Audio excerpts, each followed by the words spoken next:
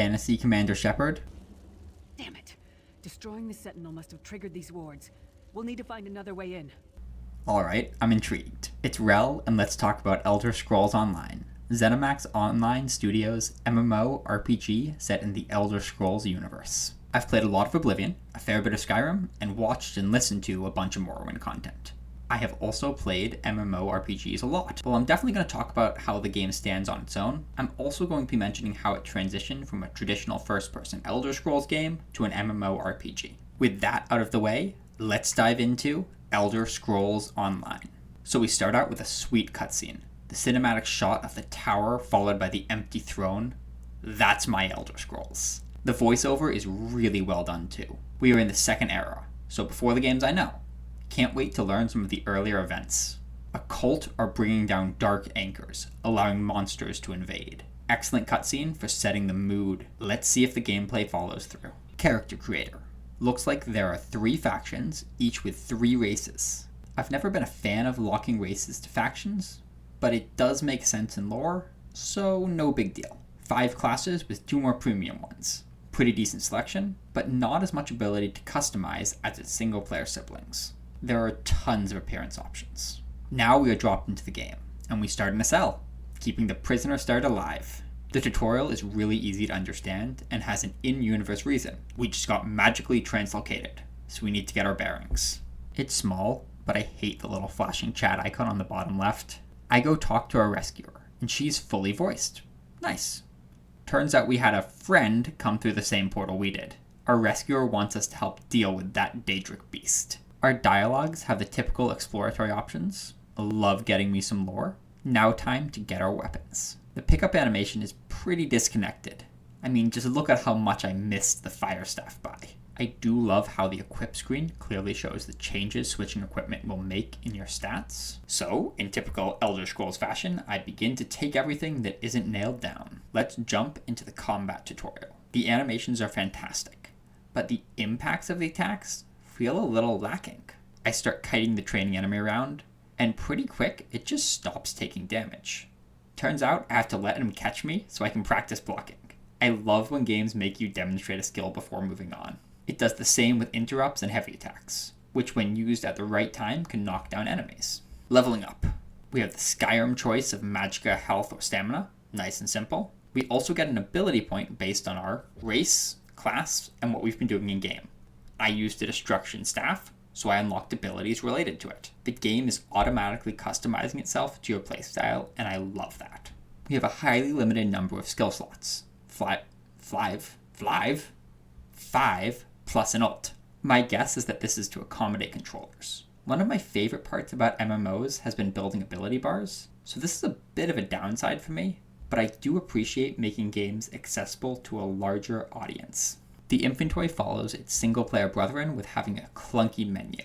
Again, this feels like it's made to make it usable on consoles. So it feels awkward on the PC, but it lets more players play. We get taught how to sneak. Curious how this will be used in an MMO, the genre known for blitzing almost everything. Future me, I never stealthed after this. Maybe more relevant for a thief-type character, but wasn't for me. For people who have been playing for a while, do you guys ever use the stealth option? We make our way outside and are attacked by some golems the Daedra messed with. My rescuer just stands there doing nothing. Turns out she's a healer, and me kiting enemies kind of makes her look really awkward. After beating my first enemy, I try to loot the body, and can't. A few enemies later, I learned that when a corpse can be looted, it's highlighted in yellow. It was an awkward initial impression, but a nice visual touch to save a lot of time looting later on.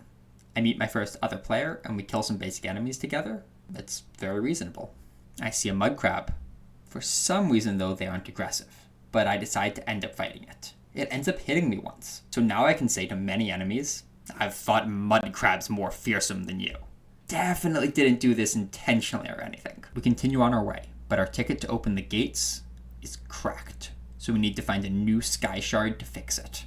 Our first boss is our gargoyle, who is weak to the strategy of walk backwards. The game tries to teach me about dodge rolling out of the red areas. I mean, I read a tip about it, but I ended up just walking out of the area anyway. I try to loot the corpse and run into the next stage of typical Elder Scrolls. realizing you can't carry everything. It's a bit different from the single-player titles, since it's based on inventory slots rather than a weight model. I just dropped the valueless junk. Like always, we find the Sky Shard and end up absorbing its power, which surprises our rescuer. I don't think this works quite as well in an MMO. It worked in Skyrim with the Dragon Souls because we were the Dragonborn. Here, there are a million players running around with this supposedly unique ability. This isn't an uncommon issue with big MMOs, but a little immersion breaking. Rebinding keys is super easy, and there are a ton of options. I like it. We fight the main boss of the area. And hey, she actually hits me if I just walk sideways. Only a couple of times, and our rescuer heals it immediately, but some promise that damage might actually be relevant later.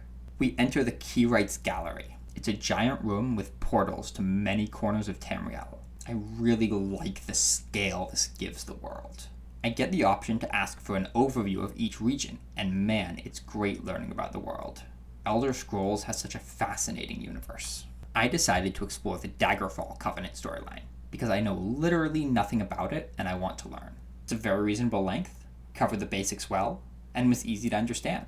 The initial cutscene helped with the starting story investment, and the lore overview was great. The combat was easy, even for a tutorial, but overall, I think they did a great job getting new players a solid start. Alright, let's zoom out and explore a bit more of my experience with the game. In the Daggerfall Covenant storyline, we start out helping a captain whose crew mutinied. We assist her few remaining loyal crew members and convince them to return to the crew and complete a job. We meet a charismatic rogue, an eccentric researcher of the ancient Dwemer, and a crafty disguise specialist.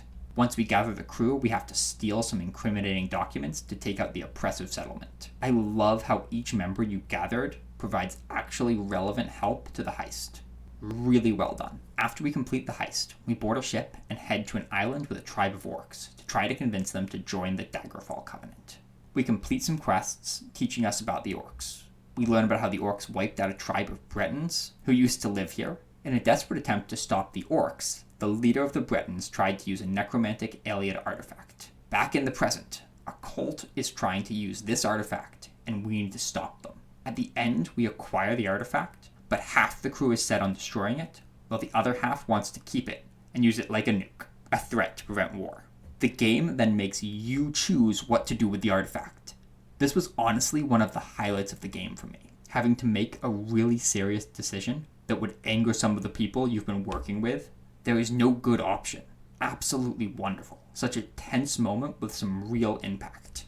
The next story arc had one of my least favorite setups. We are lured into an ambush, and a single hit to the back of my head knocked me out. I've tanked Daedric monsters, and a human with a mace one-hits me in full plate armor. I get it's a story thing that happens in games. It's not a big deal, just one of my pet peeves. Match the gameplay power level with the cutscene power level.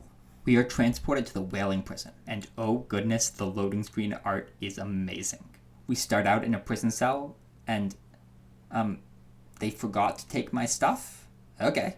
We are saved by the legendary Commander Shepard. The voice actor for Lyris also plays Femshep in the Mass Effect trilogy. She's my favorite voice actor, and she doesn't disappoint in this one. Her character is just as dependable, self-sacrificing, and has some great one-liners. Believe me, I wish there was, but I don't see anyone else here with a beating heart, do you? If Molag Bal isn't stopped, he'll destroy everyone and everything we've ever loved.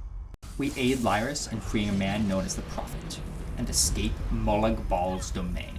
Unfortunately, Lyris ends up sacrificing herself by taking the Prophet's place in his soul prison. We leave swearing we'll find a way to get back and free her. The last place I explored, at least before scripting this video, was Morrowind. And this is where the game started feeling more like a traditional Elder Scrolls game. There was still a main quest line, but many side quests to do. Every time I would go to complete one, I would find 3 more people that needed help with something. My favorite was the Scarlet Judges one. I thought I was helping save a man's father from a bandit, but through a series of events, I ended up becoming the Scarlet Judge, a legendary vigilante who seems to live longer than any person by passing on the title and armor, Grey Fox style. There's a broad overview. Let's go through and talk about a few things I didn't end up getting to mention. First, the game is fully voiced, and it's pretty decent with some real standout performances. Now there's a sight for sore eyes. The Scarlet Judge returns. You wear it well. Better than Melar even. But don't tell him I said. I am absolutely blown away by an MMO doing this. I can count the others that have done this on one hand. Really cool. The armor, particularly plate armor, just looks wrong. It's form-fitting enough that you can literally see your character's chest rising and falling. It barely adds any thickness. I feel like I've just painted on a suit of armor, rather than wearing one made of metal. I really loved the disguises. Having alternative ways to bypass enemies than combat is awesome. I hope they have more of these further into the game. I love that when a chat option will lock you out of another one, the one you are getting locked out of will be red. It's a nice way to make sure I can explore as much of the lore as I want to. Here's a fun one. Turns out, in Morrowind, the price for murder is 43 gold. That might include trespassing as well. I had to break a guy out of a corrupt prison, and one of the guards attacked me. I ended up killing him, which counted as murder. On my way out of the city, one of the guards ordered me to pay a fine of 43 gold. I had several thousand at this point. I refused to pay them. I mean, they were propping up a literal slaver that was falsely arresting people, and it turns out all you have to do to reduce the bounty is wait. You don't even have to be logged in. I completed my business outside the city, then took a break from the game, and came back, and my kill on sight bounty was gone. I do love how characters won't talk to you if you have a bounty. Bit of advice, don't play this if you're a completionist. The game just has too much stuff to do. Every time you cross something off, 3 more things will pop up. Now, this isn't a bad thing. Tons of content is good, just be ready to be overwhelmed by the amount. Playing the game, I had a few very strong macro decisions. For example, destroying or saving the necromantic artifact. However, it definitely has the MMO syndrome of not being able to fix a lot of things, i.e. respawning enemies, people in cages you can't interact with, etc. And honestly, this kind of leads to the typical MMO strategy of just blitz it. Most of the time, it's much more time efficient to just run past enemies. They will barely hurt you if you are full sprinting and will de-aggro pretty quickly. I love how you can specialize your abilities.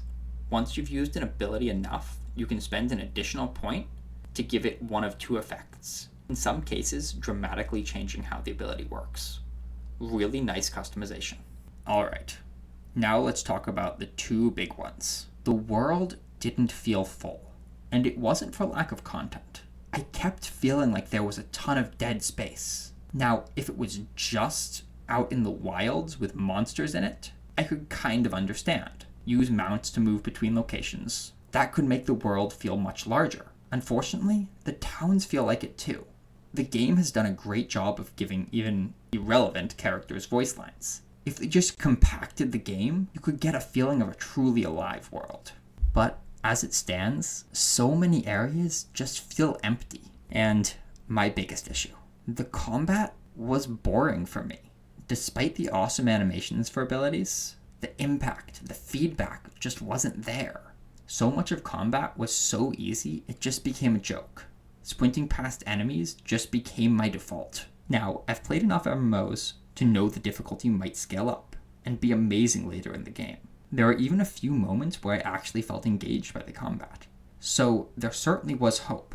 At least in the early game, combat was my least favorite part of the game. If any of you are experienced players, does it get more difficult later on?